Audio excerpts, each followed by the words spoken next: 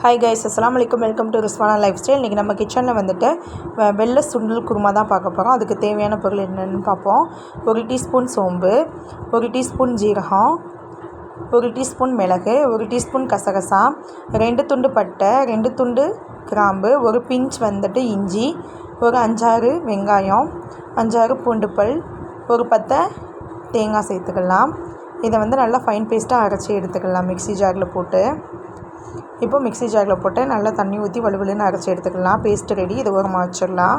நான் வந்து அடுப்பில் வந்து குக்கர் வச்சுருக்கேன். குக்கர் நல்லா ஹீட் ஆகட்டும். அதில் வந்து ஒரு 3 டீஸ்பூன் அளவு எண்ணெய் சேர்த்துக்கலாம். எண்ணெய் நல்லா ஹீட் ஆகவும் அதில் வந்து 1 டீஸ்பூன் சோம்பு, 1 துண்டு பட்டை சேர்த்து நல்லா பொரிய விட்டுக்கலாம். சோம்பு நல்லா பொரியவும் பெரிய வெங்காயத்தை ஒரு 3 வந்து நீல வாக்கில் கட் பண்ணி வச்சுருக்கேன். அதையும் சேர்த்து நல்லா வதக்கி எடுத்துக்கலாம்.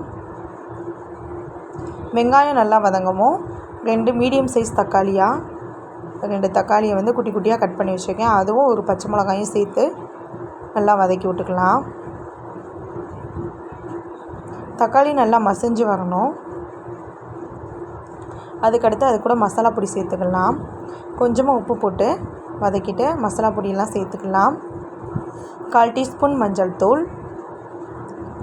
நான் வந்துட்டு காஷ்மீரி ரெட் சில்லி பவுடர் போடுறேன். 2 டீஸ்பூன் வந்து மல்லித்தூள் சேர்த்துக்கலாம். ஒரு 1/2 டீஸ்பூன் வந்து காஷ்மீரி ரெட் சில்லி பவுடர் சேர்த்துக்கிறேன். அதையும் சேர்த்து நல்லா வதக்கிக்கலாம் பச்சை வாசனை போகிற அளவு.